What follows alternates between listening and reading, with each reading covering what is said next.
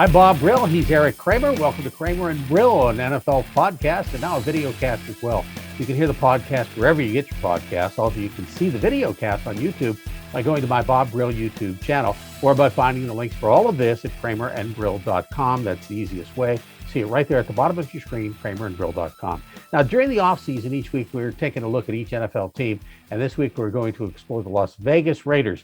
This week, our guest is Brian Salmond of News 3 in Las Vegas, who covers the Raiders. Brian, welcome to Kramer and Brill.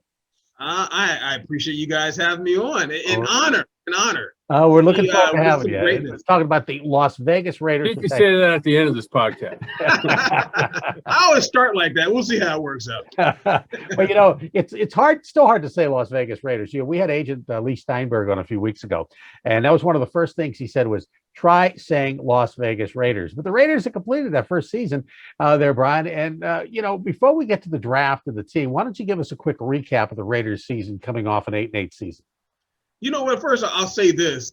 The fact that, to say Las Vegas Raiders instead of Los Angeles or Oakland, I'm originally from the Bay Area. I was born in Oakland, and I thought I'd have a hard time saying it. I don't, which kind of surprises me. I worked in New Orleans, and when they changed from the Hornets to the Pelicans, I had a hard time saying Pelicans instead of Hornets. But I digress. The Raiders this past season, it was a good inaugural season. The only thing that really stunk about the fact that the Raiders didn't get a chance to really unleash. Allegiant Stadium won the country.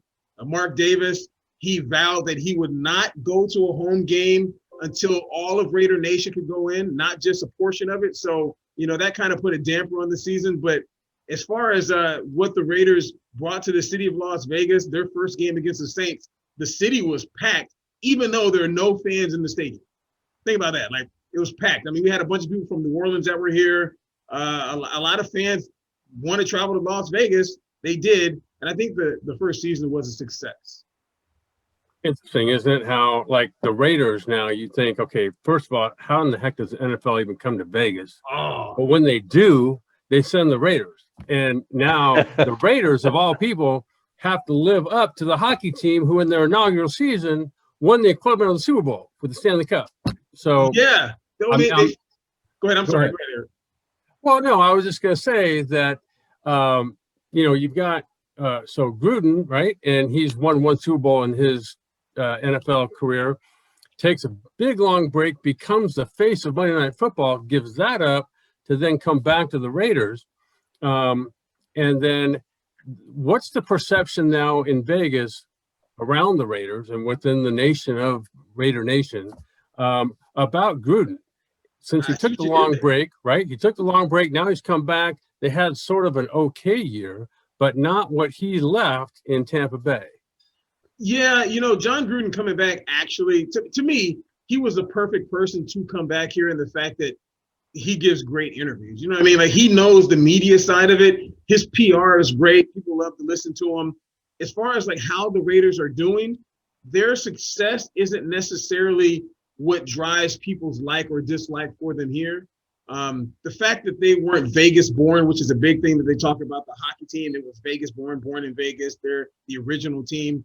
That's the biggest obstacle for the Raiders to have to overcome, being accepted by the people here in Las Vegas. But I always tell people, to me, the Raiders coming to Las Vegas was the absolute perfect city for them to come to. And the reason I say that is, you guys are both from the Southern California area. The Raiders have a built-in fan base there. They're more popular than the Rams and the Chargers in Southern California, right? So we have a lot of transplants from Southern California that live here in Las Vegas, a ton of people from the Bay Area that live here in Las Vegas.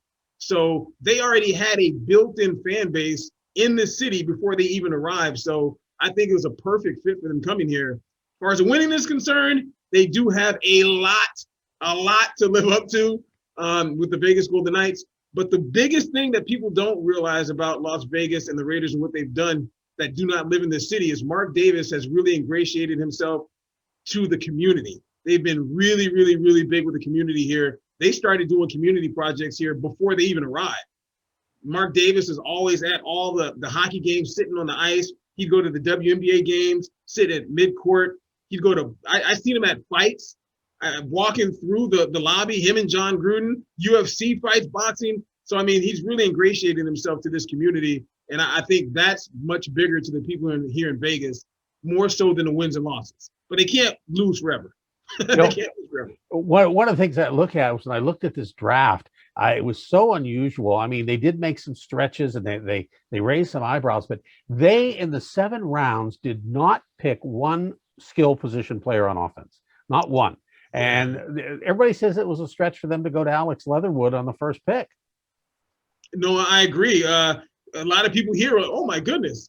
My coworker is a big draft guru, another Southern California guy, and his name's Jesse Merrick, and you know he loves to draft. He played a little college football, so you know he thinks he's a little mini Mel Kiper with the bad hair and everything else. But who the hell is Mel Kiper anyway? exactly. So by the way, did Mel Kiper do your draft back in the day and rate you really badly? I didn't get drafted, so Okay. I wouldn't have shown up on anybody's board. Okay, I got you. And look what you did, though. Look what you did. Like, you lasted as long as you did, so they don't know what they're talking about. He's one of those guys that fell through the cracks who actually played 12 years and still holds the Bears passing record. So Exactly. And to me, guys like yourself are the kind of guys that the Raiders need. You know what I mean? They need guys that come in here without a big head, and they want to come in here and be a blue collar guy like old Steelers players are. They like blue collar players. Raider Nation, they like blue collar guys. Oakland is a blue collar city. So as far as the stretch is concerned with Alex Leatherwood, he was one of the best linemen in college football. He comes from Alabama. John Gruden loves Alabama. We'll see how he does, even though they got rid of their entire offensive line in the offseason. But as far as all the defensive guys that they selected, they went heavy. I'd say heavy. They went with offense last year. You know, they got Ruggs. They got some defensive guys as well, but I think that their offense was not the problem. Their offense wasn't the problem at all last year. They need defense. Their defense was horrible, or Charles Barkley terrible. So, they had to do something on the defensive side of the ball. I agree with you, and that's really what the formula was, right? Back in Tampa when Gruden was there, was they had a great defense and a serviceable offense. Brad Johnson won a Super Bowl. And, I think when I look at the Raiders, their offense, like you said, they're legit. And defensively, though, they've got to start making some stops and basically winning some games for them to, I think, get up into that upper level, right? Absolutely. Think about it like this. They had, I want to say, three or four games in which they were winning in the last couple minutes of the game. The offense gives them an opportunity to win, and the defense lets the opposing offense go the length of the field. You know what I mean? Like the length of the field. They could have defeated the Chiefs twice last year. They beat them once. They could have beat them again here in Las Vegas. But the defense, Jonathan Abram, one of their high draftees from the year prior, figures he's going to make every play and be the hero instead of doing his assignment. And, you know what happens if you don't do your job. Don't do your job. Right. So I think what I'm hearing you say is, had the Bears not stolen Khalil Mack, then everything would be okay in Vegas right now for the Raiders. Man, how about when Khalil Mack, when he first got traded, in the game that he had as soon as he got traded? He rolled out of bed and went and made 5 sacks. Interception. And they still somehow lost the game. Yeah. I completely agree. They need a guy like Khalil Mack. They don't generate much of a pass rush. And then they went ahead and got rid of all the guys that they drafted that they thought, like Arden Key, thought that he was going to be a good pass rush guy coming out of LSU. And you see what their defense is bad. There's really no way to kind of sugarcoat that. As I said, Charles Barkley, if I wish I had a button, terrible. Sure. The receivers they've had the last couple of years, Ruggs and Waller especially, have been outstanding. They had Brown. I'm curious about the addition of Kenyon Drake, who's signed out of Arizona. They've had Jalen Richard, and then Josh Jacobs has been a kind of a stud. He hasn't been the top running back consistently, but Kenyon Drake comes in, and now do we have a competition? Do we have somebody who steps in at number 1? What's the plan there? Well, you know what? I think it's a good pickup to get Kenyon Drake. And the main reason, Devin Booker, whom was here last season, he's likely going somewhere to go get himself a contract. So he did well last year. He spelled Josh Jacobs when he was out, either resting or whatever. And it kept him fresh. Jacobs' probably biggest issue is the fact that he, his availability is his biggest ability. You know what I mean? You know about that guy. So he has little nicks and bruises, doesn't practice a whole ton, but when he plays well. And they can get a 1-2 punch with Drake and Josh Jacobs. Again, I think the offense is going to be good. Ruggs was up and down. I can't believe I can't remember the guy's name. He played for the Eagles. He came here. He had Aguilar. Aguilar was the man last year. Yeah. Aguilar was the man. He was one of the leaders in the NFL in yards per catch and touchdowns and everything else. He's gone. So, I mean, they're going to need someone else to step up other than their tight end, Darren Waller, who is a monster. I'm sure, Eric, you would have loved to have a guy like that to throw the ball to. Yeah, I'll take guy 6'7", 265, whatever the heck he is. I mean, like you said, I mean, I think I looked it up the other day, his yards after catch was like right top of the league or something. Yeah, he's a monster. Amazing. So, I was going to ask you about the quarterback situation, right? So you got Derek Carr, who, when I look at him, I see everything you want in a quarterback. I mean, he throws the ball, he reads defense as well, he throws with anticipation, he's accurate, he's athletic, and what keeps him though from jumping up into that top shelf of elite quarterbacks in the NFL right now? He seems like he's got everything guys like Patrick Mahomes have, but why? What is, if anything, what's holding him back? You know what? What you say, I think, is 1,000% accurate. He has all the tools. And honestly, I'm one of those people in the media market here and just in general that maybe defends Derek Carr more so than most, because if you look at his numbers last year with his passer rating, his touchdowns per interception ratio, all that stuff is really, really good. Through the first, say 13 games of the season, he was top 5. He was top 5 in all of that. Then the defense ends up losing games for him. He feels like maybe he has to try to do too much. His biggest problem to me is sometimes he has a problem with fumbles. Like he fumbles the ball periodically. But other than that, I think that he is a good quarterback. I don't know why they would try to get another quarterback, because who's better than Derek Carr that you're going to bring in here? You know what I mean? Right. But yet you hear him all the time, like you hear commentators or analysts talk about, should they get rid of him? For who? Absurd. To me, it's absurd. Any of that talk 2 years ago, they talked about Tom Brady coming here. Okay, I get it. Tom Brady's Tom Brady. You know what I mean? But other than that, why are you getting rid of Derek Carr? Like, what is he doing that's keeping you from winning games? You know what I mean? Like, he can't play defense. I'm sorry, he can't be a defensive back. He's pretty athletic, but he's not that athletic. I look at the draft picks, and we mentioned that all no skill position players, but of the 5 defensive players, one was an edge rusher, Malcolm Kuntz, and all the rest were D-backs. Who in that group do you see as standing out, and who do you see that group as a sleeper? A sleeper. I say a sleeper, Diablo. I love that guy's name, first of all, man. Divine Diablo. Come on. I mean, you know what I mean? Like, that's like Wonderful, Terrific Mounds the Third. You got to realize that there were 2 other before him. Played Major League Baseball. Exactly. So I mean, I think he has the ability to be a very good DB for these guys. I mean, they what they need, you can see by just who they drafted where their weakness lies. I mean, look at all defensive back, safety, cornerback. You know what I mean? Like safety. I mean, they need people on that back end. That's where they had their biggest problem. And let's see, what's the quarterback that they face twice a year in this division? Patrick Mahomes. Oh, yeah, right. They need guys that can stop the pass. So I think Diablo will be a guy who may do well, should do well. And hopefully Trayvon Morin, he is the person that Mike Mayock wants him to be. I hope but really, it's hard to make him a sleeper. Leatherwood. You know what I mean? I think Mayock, he needs to hit on one of these guys. He needs to hit on one of these stretch type people that he's drafting, because he's done that over the past few years, drafting some guys that, I mean, even when they drafted Damon Arnett, that was a guy like, oh, wow. People are like, okay.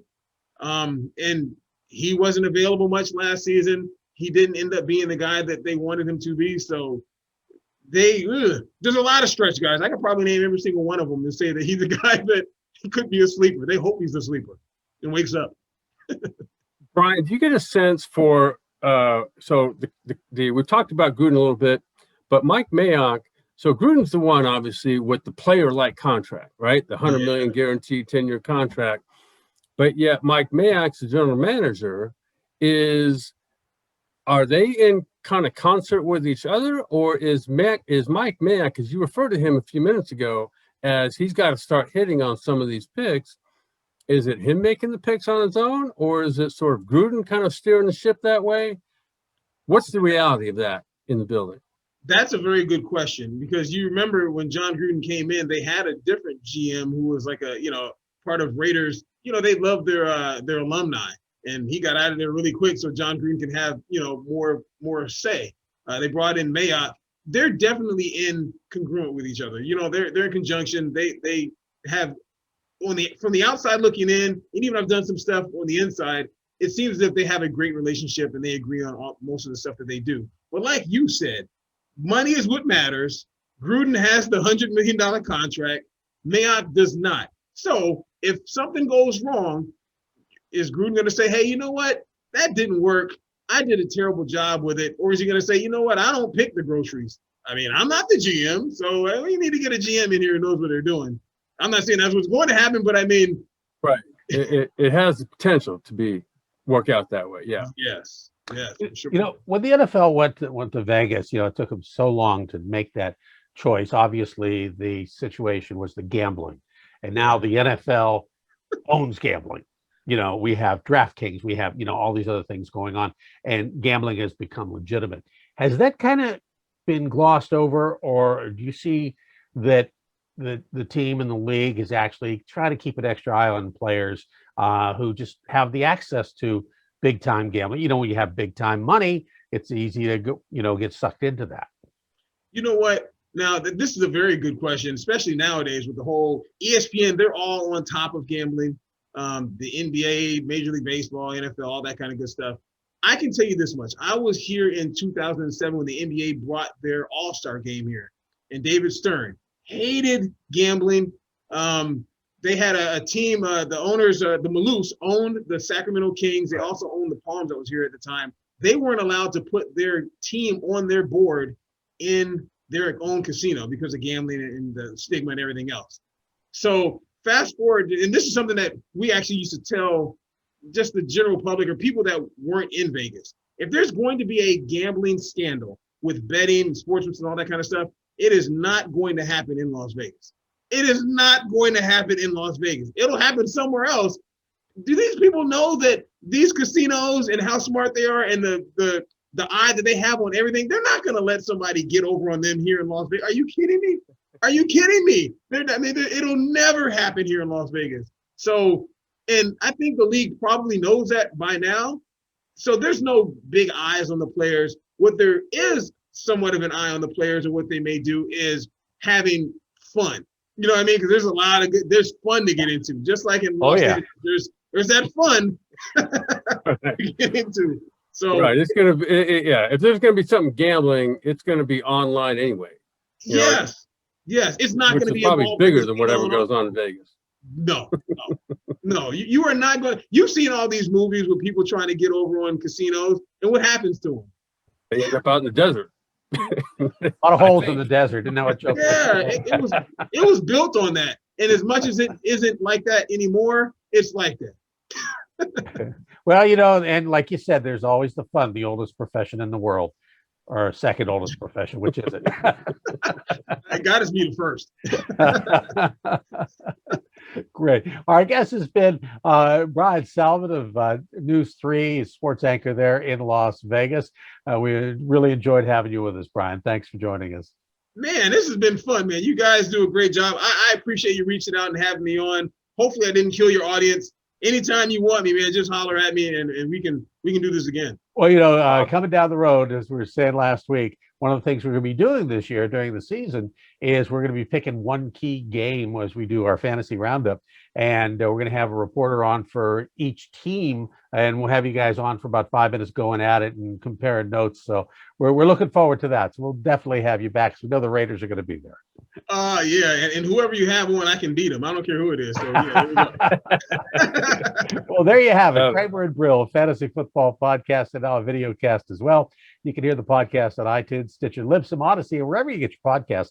Now you can also see the video cast on YouTube by going to my Bob Brill YouTube channel or by finding the links for all of this at kramerandbrill.com. Easiest way, see it right there at the bottom of your screen. For our guest, Brian Salmond, my friend and colleague Eric Kramer, I'm Bob Brill, and we'll see you next time.